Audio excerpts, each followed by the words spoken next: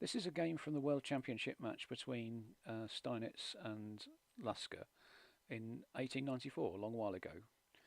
And I chose this one to show you the attack with a closed centre in a Rai Lopez opening.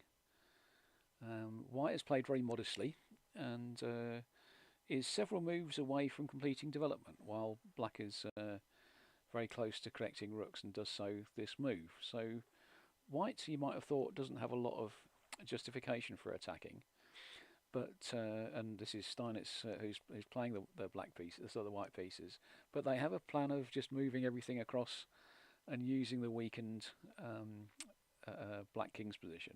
It's not very weak, because the holes that have been created by moving the pawn are covered by pieces, the bishop on g7. But nonetheless, this is a little bit weaker than black might prefer. Knight to g5, just hoping to tempt a weakness, and f3, creating a strong point in the centre. And now white starts to move the pawns over to try and force open some lines. Takes on e4 and e4 again, and so we've got an open f file now if we want it. h6 by black, and white plays a surprising move, queen to f3, and if takes on h5 and moves the knight away, or we've got the open h file to attack along. Actually, the move to sort this one out is knight to f5, threatening to do all sorts of nasties to the black pieces. After g takes f5, queen to h3, rook fe8, takes, and now moving the pawn forward to f6 is going to be fatal, because of they'll allow a checkmate on h8.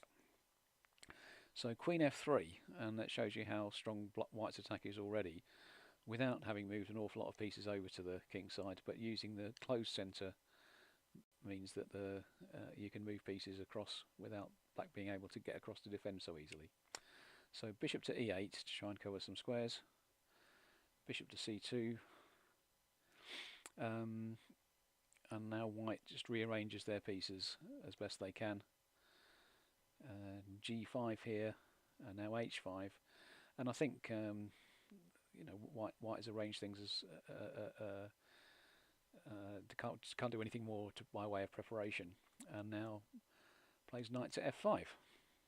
It's perhaps a surprising move, but if takes here, which may not have been the best move, takes, and now we've created a pawn roller, and the h5 pawn is going to disappear at some point.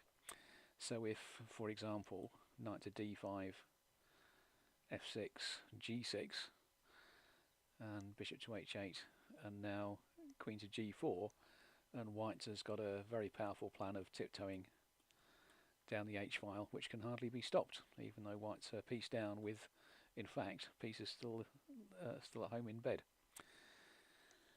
So that's if black plays knight to d5. They didn't do that.